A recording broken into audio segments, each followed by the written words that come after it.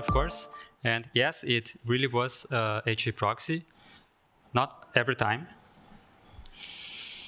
So, a bit on who we are. We are Taghos Tecnologia. We are based in Brazil, so we focus on Brazilian customers.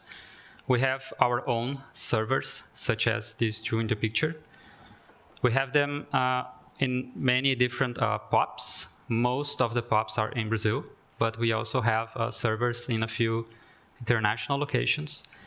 We have our CDN product, which is a singular CDN, where we offer streaming with optional real-time video transcoding, HTTP caching with optional dedicated and guaranteed storage. We also offer some network protection against threats such as piracy and DDoS, as well as a large number of network filtering options. We also offer premium support, which is in native language, very fast, 24/7 and every day of the year, including leap years. So how exactly do we use HAProxy in our setup?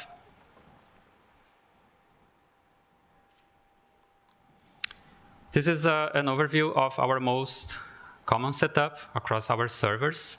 Our servers are different because each new generation of hardware, we have a more powerful server, but the old fleet continues.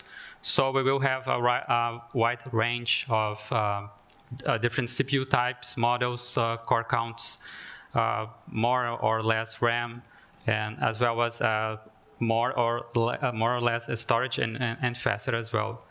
In each server, we run 2 instances of HAProxy. We run a front-end instance which is responsible for responding to client requests over the internet. And we also run a backend instance that provides internet for our services. So we only have TCP on HAProxy. Everything else goes through Unix sockets. In our stack, we use Varnish, which we have our private fork based on version 4. And we also have HyperCache, which is our own HTTP cache. And to connect everything, we use splice response a lot because we need to keep traffic amplification down to a manageable level inside the server. And how exactly does HAProxy helps us? Since it is only HAProxy that has TCP sockets, it shields all of our services from the internet. You cannot reach a service without going through HAProxy. HAProxy allows us any kinds of combination across different HTTP versions and cryptography. So our services don't need to care about that. We can use many of the filtering options that HAProxy has to offer, which includes, for now, since we roll out 2.6, we are also using JSON Web Token authorization.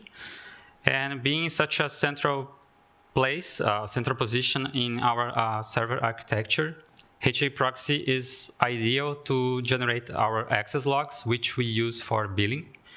And by just tweaking configuration files, we can perform blue-green service rollout. So let me show you about the tools that we use in our day-to-day operation. Here is SAR. Every server runs SAR continuously. We collect everything that SAR can collect at the maximum resolution, which is 1 second. SAR it basically never fails. So in order to analyze the data, we use a set of nuplot scripts that we have implemented over the years, where we perform different analysis and correlations. This is not supposed to be real time. So we only generate these charts when we feel the need to do that. And in this picture, we have a CPU storm happening just a few moments after we reloaded HAProxy. But from other data, we were able to clear HAProxy, so it was not to blame here. For real-time analysis, we use InfluxDB and Grafana, which should be still be a popular pair. But as a data source, we implemented our own data collector, which we call collector. It was designed to be very lightweight and resilient, and in particular to buffer data when there is a network outage, because once you have a 24/7 service, you are bound to have network outages. We collect data that is similar to what SAR collects, but we also ingest data from other sources, such as HAProxy itself, using a stat socket, and Varnish directly from the VSL. In fact, we are limited only to what we care to implement in terms of data collection. And in this picture, in this graph, we have the same time frame as before, but we have more data, and this was on real-time analysis. So on the middle dashboard, we have the CPU storm. There's the dashboard for CPU usage. At the bottom dashboard, we have the impacts on the network interface, which was happily transmitting at about 70 gigabits per second.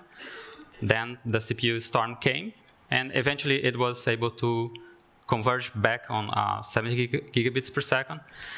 And on the top dashboard, we have a load average. That was the one that quickly cleared HAProxy, because it peaked at almost 1,000. So that's not HAProxy. We don't use that many threads. We also use regular process viewers, such as here we have HTOP, originally from our good friend Hisham. Many people also use HTOP as well.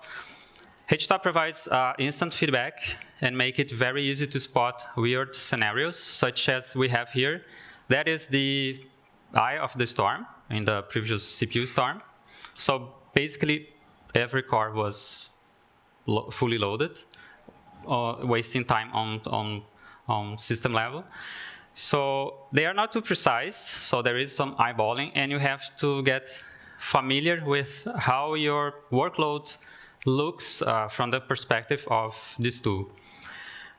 And you have to be lucky, because these tools provide instant feedback. So if you are not paying attention, then you will not see anything. But still, they are very helpful in balancing NUMA, because once you are juggling your processes from CPU core to CPU core, you can instantly see the effects. So there's a lot of there are many cases for their usage.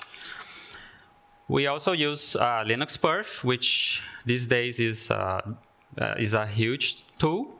So we have to go. We have to describe subcommands. Here we have perfstat, which is very lightweight. It is great for precisely comparing metrics. And that makes it excellent for balancing NUMA, because you can numerically assess how well your fit was. You can go pretty much any level, system-wide overview, all the way down to perhaps a specific CPU core, or maybe you are interested only on a specific software thread. You can do that with perfstat. It gives us many starting points and warnings, such as here we have a data collection where we focused on a single thread from HAProxy front end, where we use 35 threads. Network interface was transmitting at about 60 gigabits per second at this time. This collection lasted for 10 minutes, and we can see a very high rate of bad speculation, which means that we have a lot of work back in Brazil. PerfTop, it's instant feedback, should look similar to, if you are familiar with HTOP. PerfTop is especially useful when you are investigating load spikes, because you can throttle down your sampling frequency, so you don't finally overload your server if you are suffering from an overload.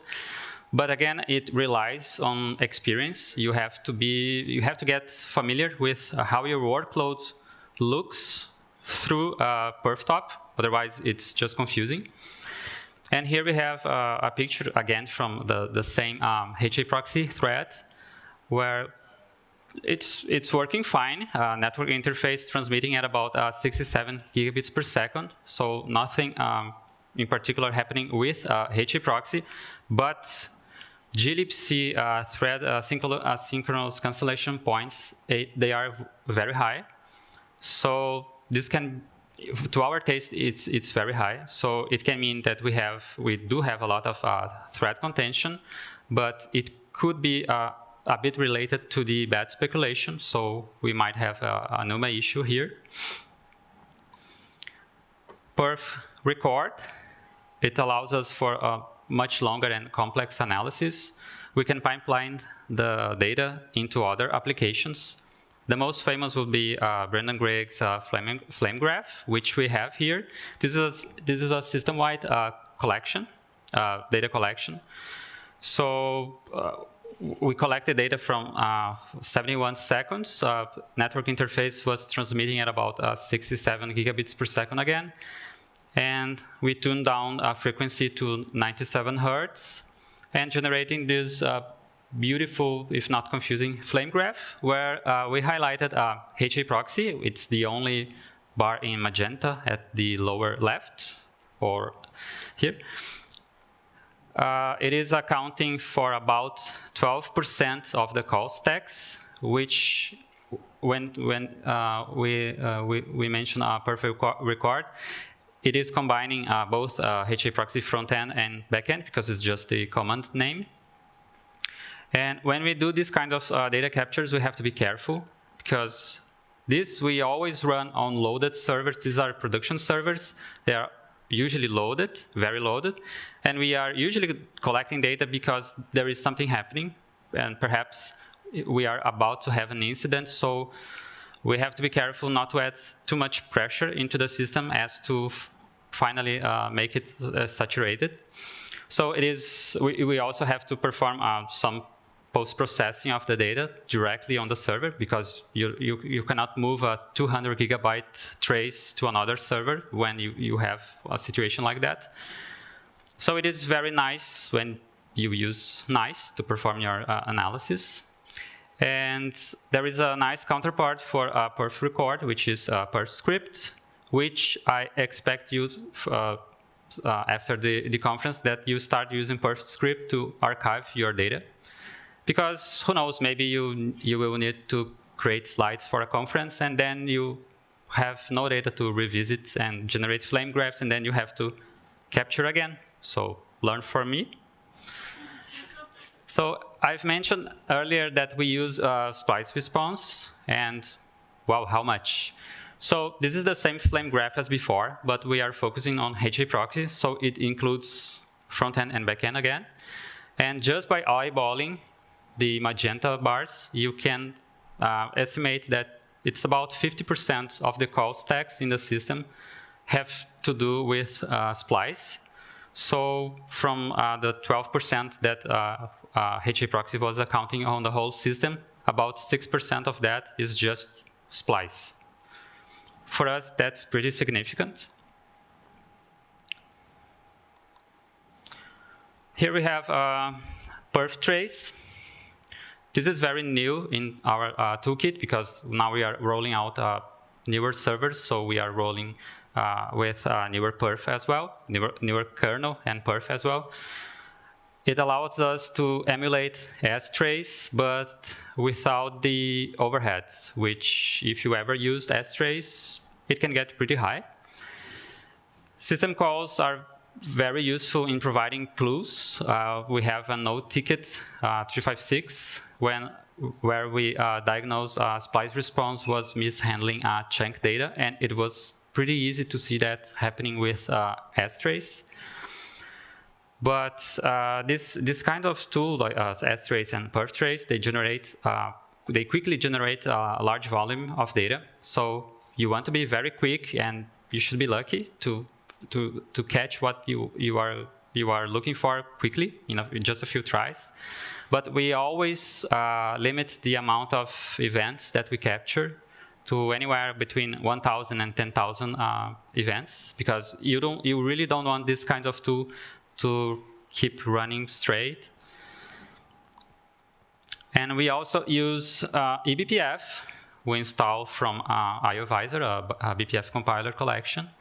So eBPF provides you with extreme flexibility, but you probably will need to program a probe, which is not difficult, but it can get quite challenging, because with BPF you have restrictions. For instance, you don't have a backwards jump, so you don't have loops, but it's not too difficult to work around that.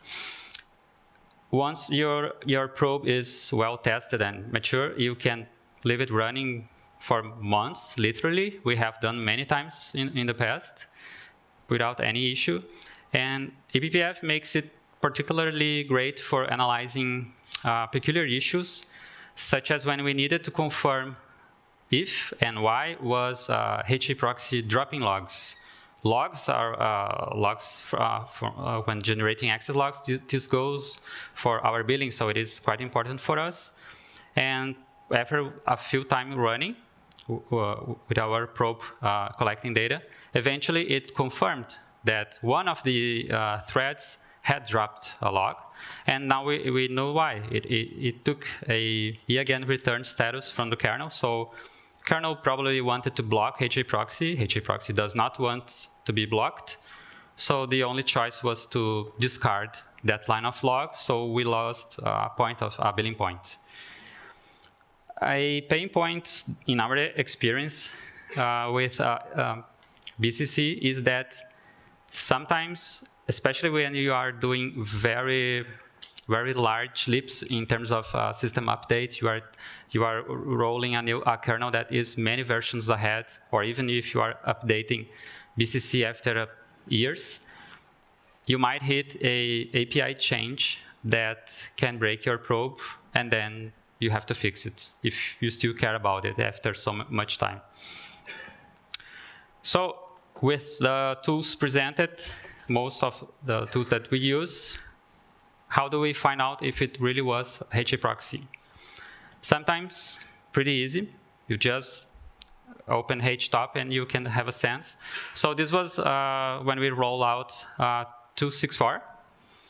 The moment we roll it out and execute it, opening HTOP for a quick inspection, we could see these long green bars.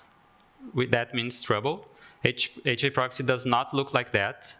So we could tell that there was too much CPU time being spent on user space, and it was accounted for HAProxy. The bars were uneven, so that suggests that there is also some kind of saturation. And this was at a very modest transmission rate, so 10 gigabits per second. That's not even warm up these days. And it was actually that limited because HAProxy was choking on CPU and was not being able to make progress on transmitting data. So we collected data from perf record, which it's pretty much our first approach. We noticed a hot call stack that we were not used to see in our servers, but because perf record data is so low level, we were not able to make sense of it. So we asked for help, so we were not able to find out what was wrong. We filed a ticket, and we included as much data as we knew how to gather. And really quickly asked us about show profiling data. This was new to us. We had not used by then. So we collected data for Willy, and in fact, there were a couple of functions that were way too hot in HAProxy, so we informed him. And through discussions over the tickets, Willy was eventually able to bisect this problem to a specific commit that was on 2.6 that landed on 2.4.16. The 2.4.16 did not hit us because we were still on 15. Only the 2.6 instance was facing this issue, and he quickly provided a patch, which we confirmed as working, and case closed. So, but in this scenario, it became evident for us that we should always keep the previous HAProxy setup binaries and configuration files ready to run at a moment's notice, I mean like seconds, because we needed to roll back and forth quite a few times when we were investigating this issue. So a few weeks later, after the ticket was closed, we decided to randomly reproduce the measurements. So we chose, of course, it has to be a peak time, because we have to be confident in what we are doing. So we go for the peak hour, and we repeated data collections for set profiling task 3 times. These were longer collections. They were like 3 minutes long. Network interface was operating high, but not too high, so 58 gigabits per second in transmission, which means mostly HAProxy front end, and receiving at about 4 gigabits per second, so that's pretty much HAProxy backend. And in 2 of these data collections, it was very clear from data from SAR, which is these graphs, where we have collected data, and we could tell to the second when we started and stopped, because there was these disturbances, but only on the first 2 data collections, not on the third. When we analyzed the graph for packets per second, we noticed that the disturbance was high, but not too crazy high. But in our setup, the data coming from HAProxy backend gets amplified on the front end. So at that time, we had about 26,000 sessions. So that was enough to really escalate the variation. And we even have these blue dots around. Those are packet drops. And these disturbances and packet drops happen only during the time that we were collecting data with set profiling tasks. But literally last week, we noticed that we have data to show that kswapd from Linux kernel was way too active during the peak, which included the moment that we performed these data collections. So to us, it always serves as a reminder in how hard it is to really to truly find the root cause once you have so many variables at play. So here's another case. Our servers are usually loaded, and we were in the process of rolling out a new service. And totally by chance, someone in the team noticed, oh, there are some HAProxy backend instances still running, and they are spinning on CPU. So they were fully loaded on their specific cores. And of course, we collected data from perf. We noticed a specific hot function. So at the time, we quickly filed a ticket. At that time, we didn't know about set profiling tasks, so we had less data. But from perf report annotate, it was pretty easy to notice that there was indeed a hot loop, and it was a contended loop. So we had a hot loop with threads, which makes sense. So because our config file has 600 more than 600 backends, we use threads, and this was on DNS resolver code. We got a suggestion in the ticket, in the GitHub ticket, to use more resolvers as a means to distribute the thread contention. And we did that. So we quickly implemented a post path, which takes the configuration file and for each backend, it will assign a random DNS resolver. By the time we deployed this, we never heard of this issue anymore.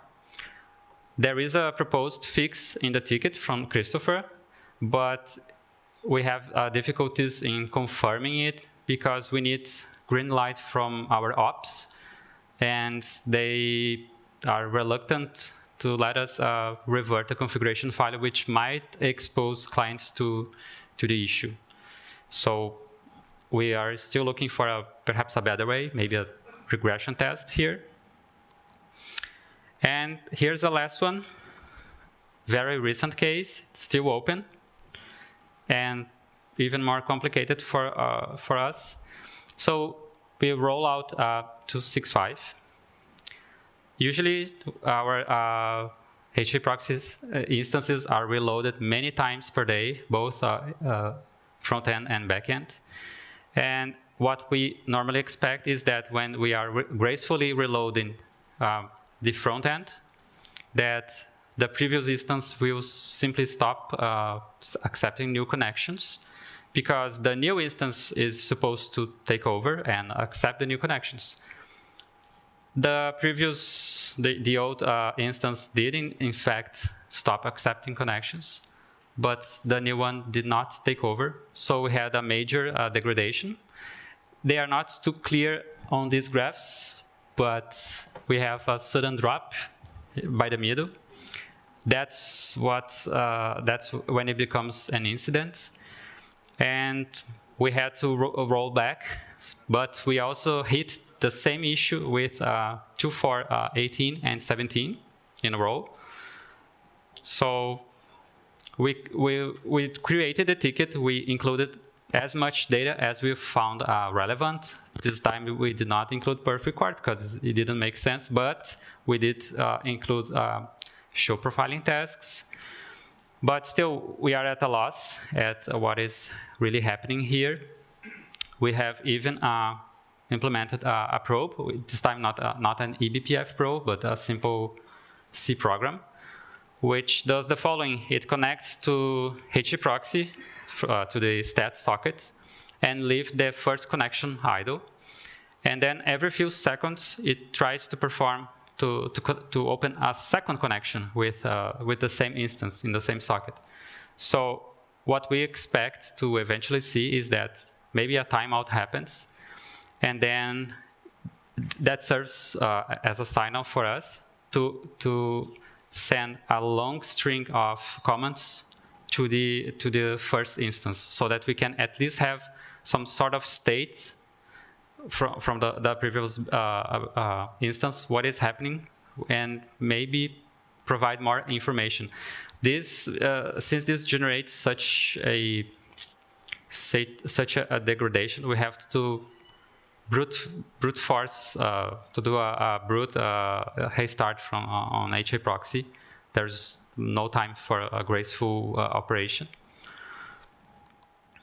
So to recap our takeaways, throughout the years using HAProxy, our toolkit quickly evolved to a large set of tools. Some of them we use only for offline analysis, such as SAR mixed with nuplot, perf record, perf script, and flame graph. Other tools are more suitable for real-time analysis when things are hot and happening. So we use Grafana, we have alerts. HTOP is a great friend. And we also use perfstats and top, and also trace occasionally, even to confirm if splice is running. So, and we also have what we could call a reactive class of tools, where we include our probes and even the custom craft programs and scripts that we use to monitor and alert us of specific conditions. We believe that we evolved from lurkers from the mailing list into active contributors mostly through GitHub. We are frequently rolling out new releases, testing out features. We even roll out dev releases sometimes. we expose HAProxy to whatever we have. So if the server peaks at 85 gigabits per second, that's HAProxy. And of course, we use everywhere. GitHub has proved itself pretty great for interactions with the team. So it is pretty easy to keep focused on parallel discussions. So we have at least one open ticket, and we can, whenever we have data, we can just pop over there, and eventually a developer reaches back. Measuring production, always a challenge. It doesn't get any easier. And well, it really was HAProxy, but we have to be honest, it was not that often. So we are in great debt of all HAProxy developers for such a great and rock solid work. So thank you from Taghos Tecnologia. And we are open for questions if you have.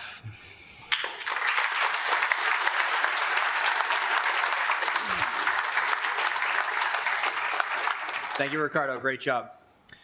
So we do have a few minutes for questions here. Again, we do have microphone runners. If you have any questions, just raise your hand and they will come right over to you. And you can also submit questions in the stream, on the chat, or on Twitter, #HAProxy Conf. So we did, during your talk, have a couple questions come in on the stream, so I can start with those. So this is in reference to the monitoring tools. So it sounds like your team places a high value on metrics. Was it always that way, or how did your team get better at that over time? We had to invest a lot on telemetry. So, for instance, in the past we used Intel Snap, but in our setup, it consumed 2 CPU cores. That was way too much on a machine that had 24 CPU cores. So that's why a collector was created. It barely accounts in terms of CPU usage. It is very limited. It's extremely tailored for our cases. So it's not open, like it's just a private tool. But because we needed telemetry, we needed to survive network outages. Usually during the network outage, we lost telemetry, so that was not useful. So as the years go on, we had to invest in different tools for telemetry. And even now, we have the probe that we noticed that HAProxy did not pick up, is not accepting new connections because we lose telemetry with it. That's why we are trying to keep a idle socket, and then if we notice that we cannot connect a second time, maybe I will try the idle socket because it was connected already. So yeah, telemetry is pretty much essential. We do have a question over here. Not exactly a question. I would like to thank Ricardo because he's one of our few users who report extremely detailed bug reports and who never complains. So thank you, Ricardo. Thank you.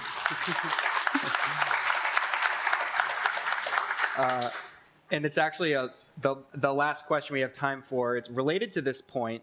So your story is clearly a big win for open source. What's your advice for anyone who is hesitant to get involved in open source? You mentioned going from a lurker to a contributor. So what would your advice be to people who are still the lurkers out there and hesitant to become, contribute in this way? Put out your face. Maybe you get a slap. I did get a slap many times, many years back, not from HAProxy. Was the first time I sent a message to Linux kernel mailing list, and it was not well received. Keep going. Eventually you will get it right. Persevere. Yes. Excellent. Okay, so that's all the time we have for Q&A. Again, a huge thank you to Ricardo. Thank you. Thank you. I can take that.